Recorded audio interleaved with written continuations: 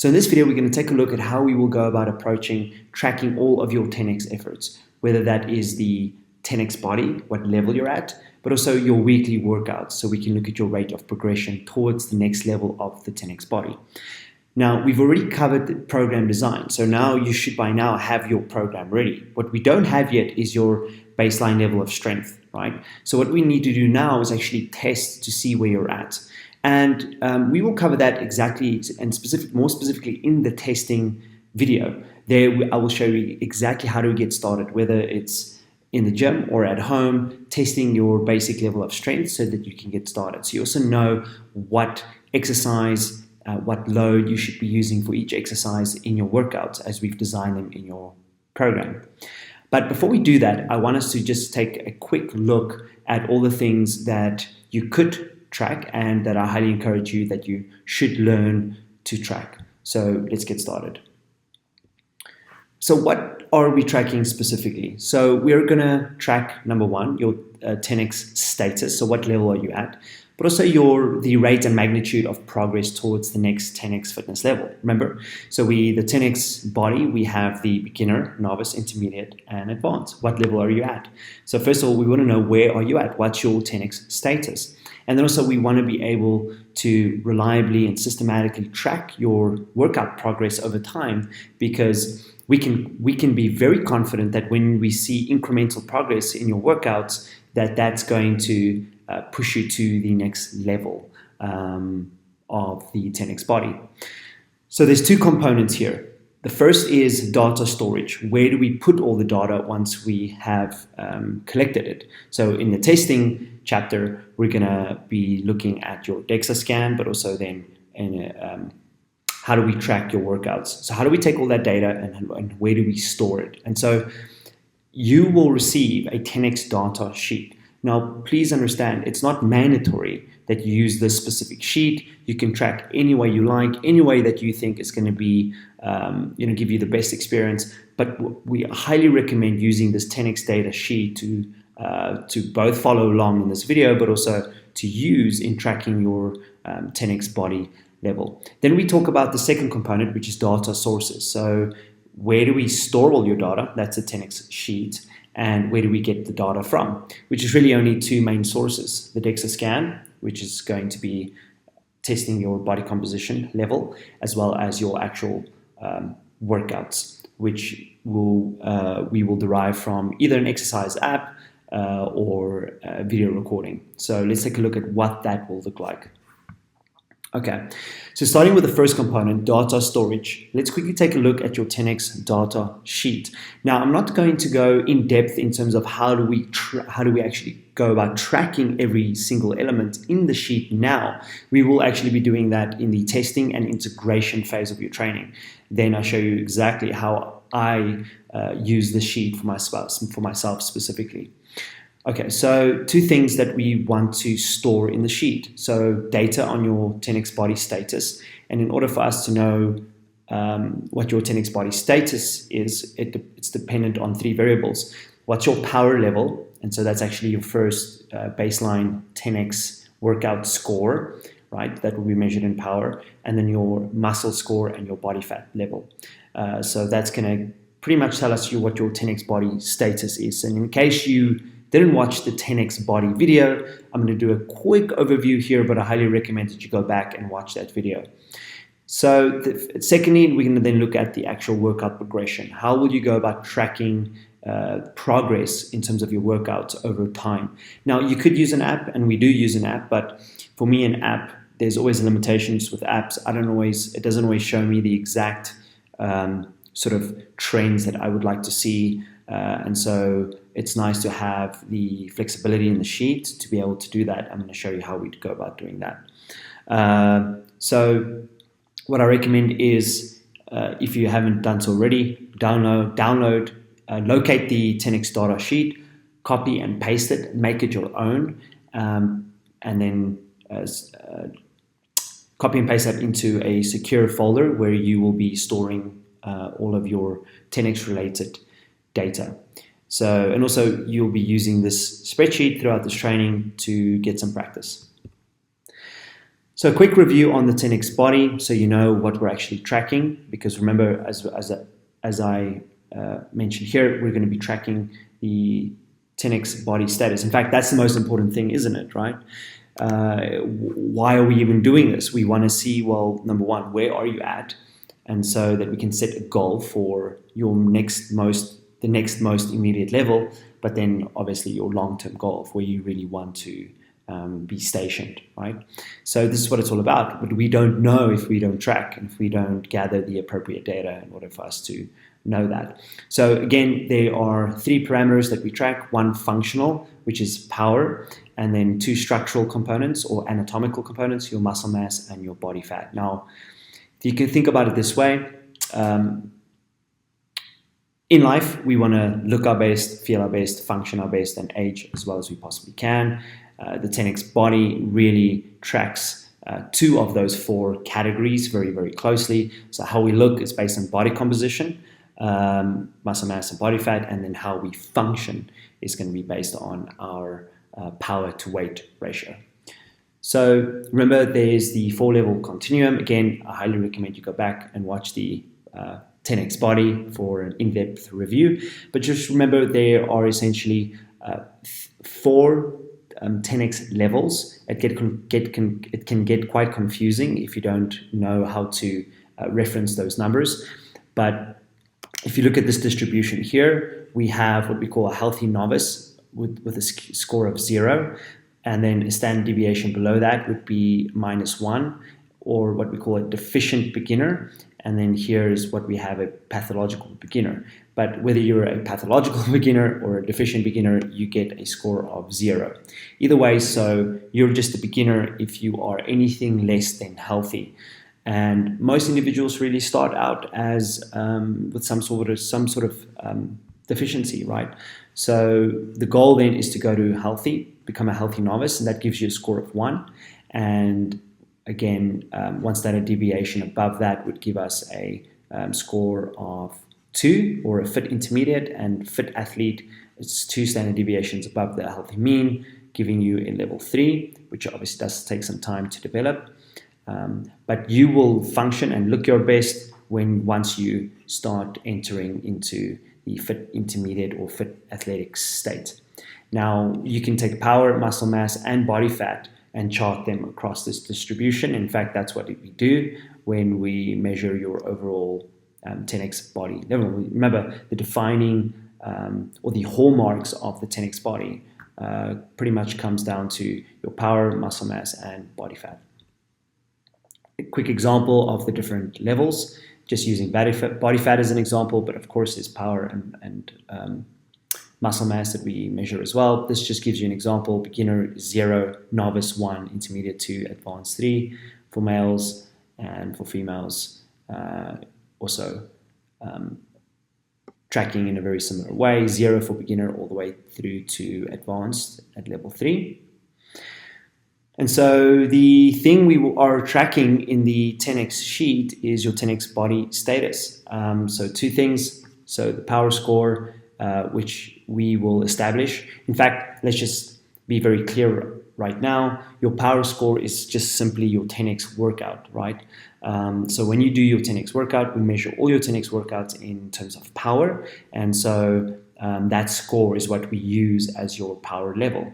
And we take 3 to 4 workouts. It takes the average individual about 3 to 4 workouts to establish a valid 10x power score, because of course you want to spend some time learning the movements and learning how to execute those movements in a very particular routine, what we call the 6x Alpha 1 routine. And then once you are comfortable with the routine, then you set your baseline score, usually in the 3rd or 4th workout.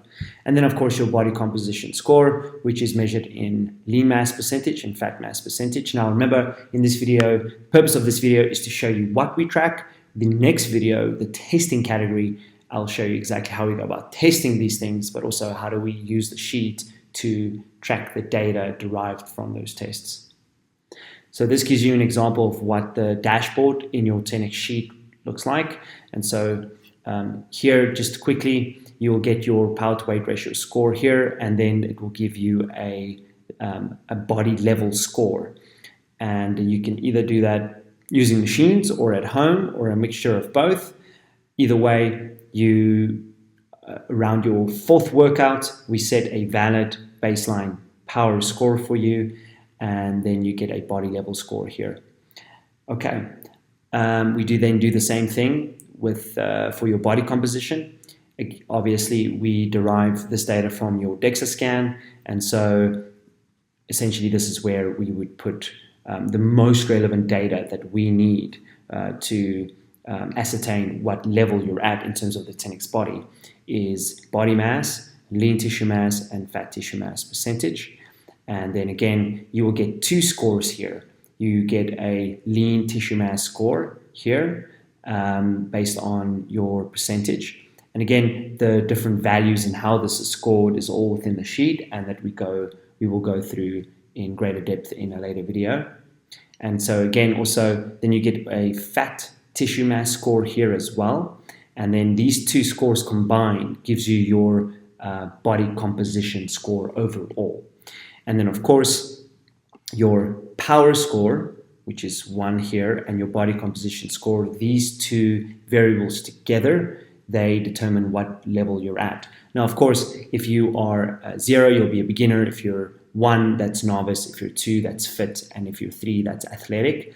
And what you're looking at here, I suppose I should have started with that, but on the left-hand side, on the left-hand, in this column here, you have the actual variables that we test. And then BLT stands for your baseline test, right? So this is your starting level. And then we will only be tracking or measuring these every 3 months or so. You could also do every 6 months. It's really up to you, but I would say maximum would be 3 months. You wouldn't need to do a body composition or DEXA scan test, sooner than 3 months. Okay. So that's the 10x body level. Now, in terms of tracking your workouts, there are 4 variables. 4, I would say, principal variables that we track and that I believe that any person should track in terms of any workout. It's really going to come down to these 4 variables. Number 1, it's the exercise type. And when I say type, I mean the actual level. So for example, when I say, if you're doing a push-up, are you doing a push-up on your knees? Are you doing a push-up in an incline? Are you doing push-up on the rings? What level is your push-up? And so you'll also see that when you learn your push-up, you'll fall, even your push-ups or your exercises are graded in 4 levels as well, just like the 10x body. So you have beginner, novice, intermediate, and athletic. So for example, a beginner push-up would usually be on the knees, with an incline, or just on the knees. Or an athletic push-up would be something like doing push-ups on the rings, and sometimes with a weight vest, right? So you see the differences in levels there. Then in terms of the routine time, how long did it take you to complete your workout? That's very important for us to understand and to know, otherwise we cannot calculate your power. And so all the exercises, as you already know, are pretty much fixed. So every rep is 5 seconds, 12 seconds per rep, and that's roughly 1 minute. So every exercise will always be 1 minute. Where you really make up time is your rest periods between exercises, right? And your ability to move from one exercise to the next without feeling winded or metabolically challenged is going to be dependent on your acute response, which is something we talk about in the first video.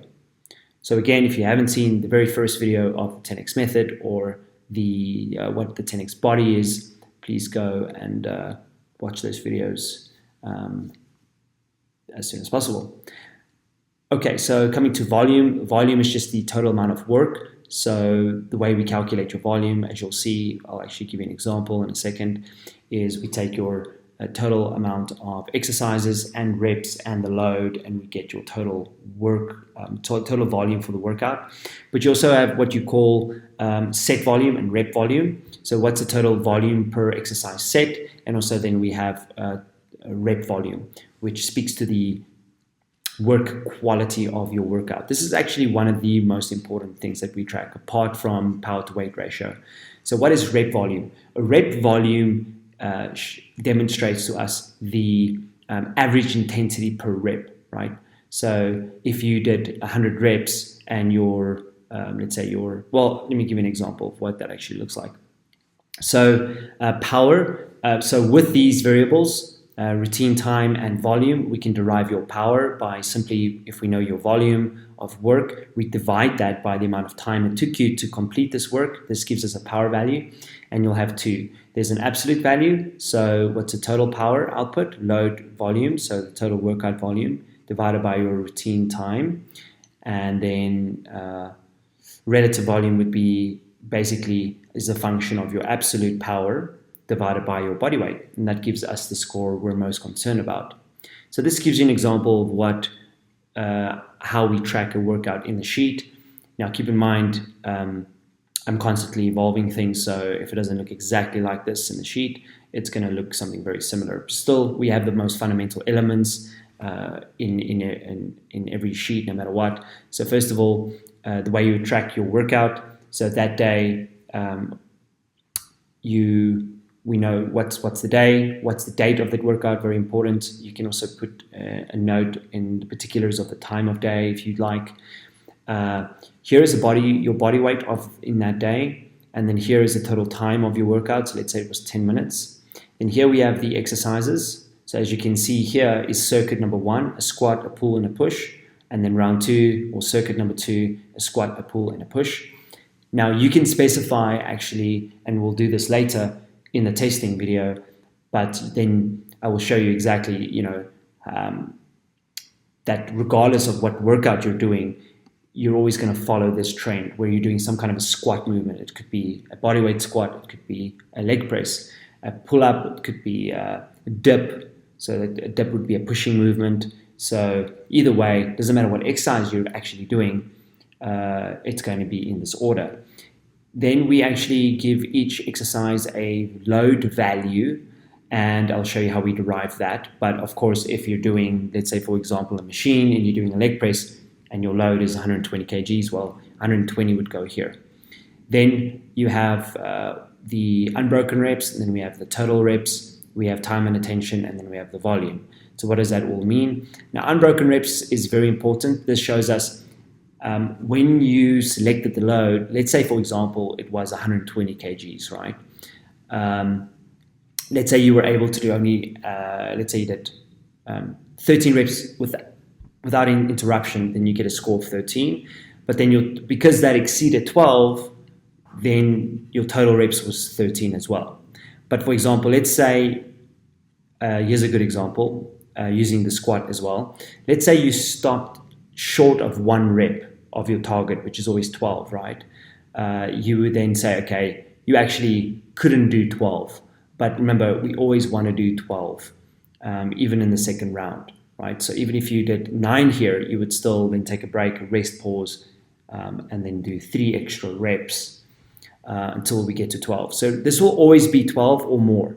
Okay, I'm going to repeat, this will always be 12 or more because that's the minimum. Minimum is 12, but if you go over in one go, that's why you see this here.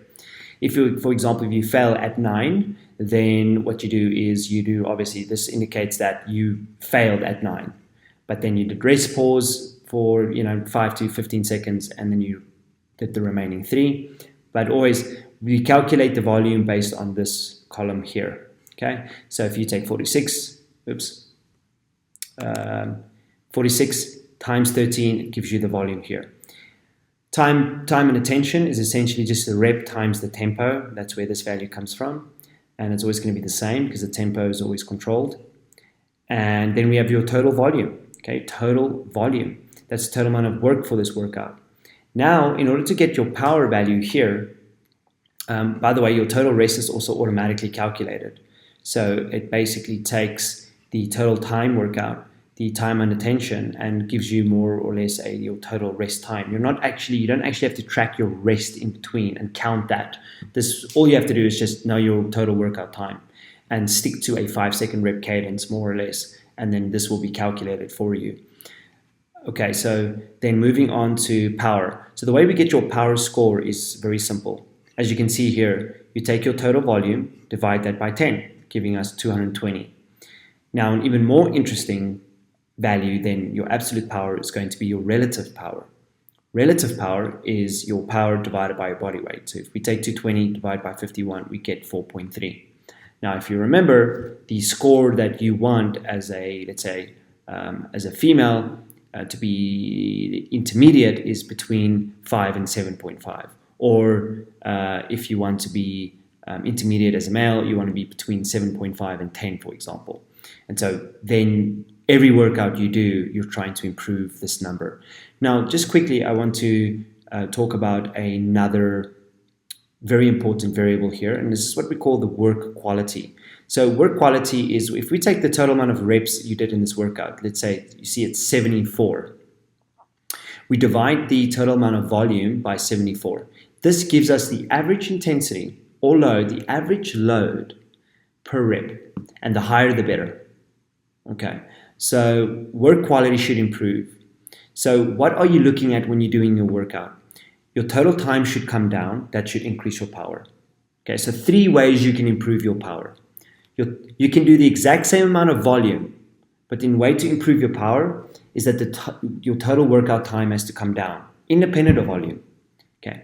The other way to improve your power to weight ratio is you can do it in the exact same time, let's say 10 minutes, but then your volume has to come up, and then your power will also rise. So that's how you improve so those are the 2 main ways that you're going to improve your power or your power to weight ratio.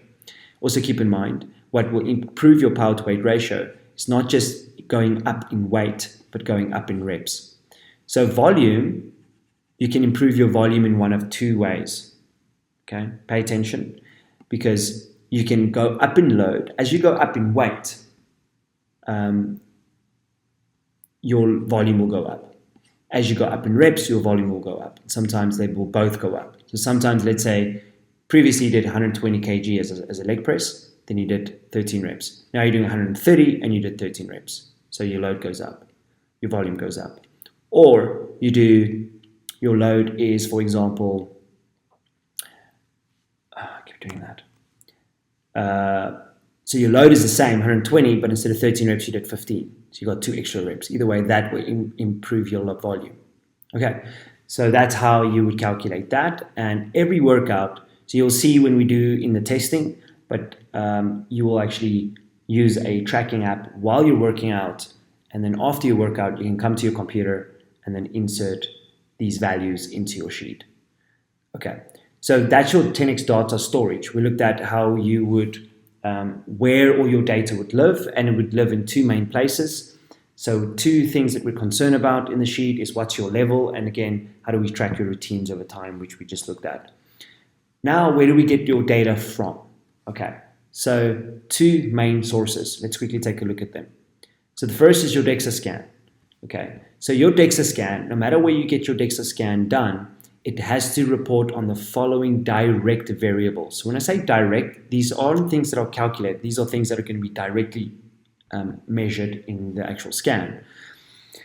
Some DEXA scans won't report on all the variables, and so make sure that you select a DEXA scan clinic that will report on all these variables. And when I say all these variables, I mean muscle mass, fat mass, and bone mass, and not only bone mass. Okay, some clinics will only report on bone mass and leave out muscle or fat mass, which defeats our purposes, right? But when you do a DEXA scan, it will give you values in terms of your muscle mass and differential values in your muscle. In terms, it will give you muscle mass in every part of the body, but particularly what we're interested in is in the amount of muscle mass in the arms and legs. And I would also say the truncal area, and then fat mass, arms, legs, gynoid, android. And so gynoid is essentially, okay, so fat mass, this is a scan, you're actually looking at my scan. And so fat mass, gynoid basically means the fat mass situated around the hip area, and android would be fat mass accumulated around the truncal area. I don't have a lot of fat. So so you would get, so first of all, your body composition data to determine your body composition score comes from your DEXA scan. Again, we're going to talk more about where to get a DEXA scan done and how to interpret your DEXA scan results. And then we take those results and insert them into your sheet. Awesome stuff. And then we would insert it here, right? So get your DEXA scan information, and then we take the most relevant values and we insert it here. In fact, there's another tab in the sheet that I haven't shown here, but it's how we calculate your target weight. So once we know how much you weigh, how do we know exactly what your goals should be? What should your target weight be? How much fat specifically do you have to lose, both in terms of percentage and in terms of an absolute value? How much muscle should you pick up in terms of percentage, but also the actual absolute number of kilos that you should pick up to get to your ideal body composition and target weight, which we do in the testing category as well. So for tracking your workouts, I use a app called Strong, but it really doesn't matter as long as you can efficiently track these variables: your body weight, date and time for the day, the total routine time. What I like about the Strong app, it actually tracks your total. As you press start on your workout, it will actually have a timer that runs in the background. It essentially tracks all of these things: your load per exercise rep per time, reps per exercise, sets per exercise, circuits per sets, rest pause sets. Now, in one of my videos, I will show you how I use this app to track that, and then rating of perceived exertion, or what I call rating of perceived performance. So that's the app. Alternatively, you can do video recordings. Just remember, video recordings, it has the unique advantage of you being able to just focus on the workout without having to count reps or to input values between exercises, so you can just focus on the workout. However, it does have the downside of having to go and watch your video in detail and count your reps after the fact and then insert it into your spreadsheet. So each tracking system comes with its pros and cons, but essentially you're also going to be tracking the same primary variables. And then once you're done, you come and put you can either take the values directly from your app and insert them into the sheet here, or you could watch the video recording and then you can literally count your reps. You insert, okay, let's say this is a push-up, right? Okay, I'm doing a push-up, and now you literally watch your video and you count your own reps, unless you already have. You count your reps and then you say, okay, cool, I did 13, this was my weight, I did 13 push-ups, and so forth. And then you insert all the values. You can also look at the entire workout time, right? Because you can see when you started, when you finished exactly. So I would say there's slightly a higher degree of accuracy when you track with video recording. And also you get to see how you actually perform the exercises, but it takes more time.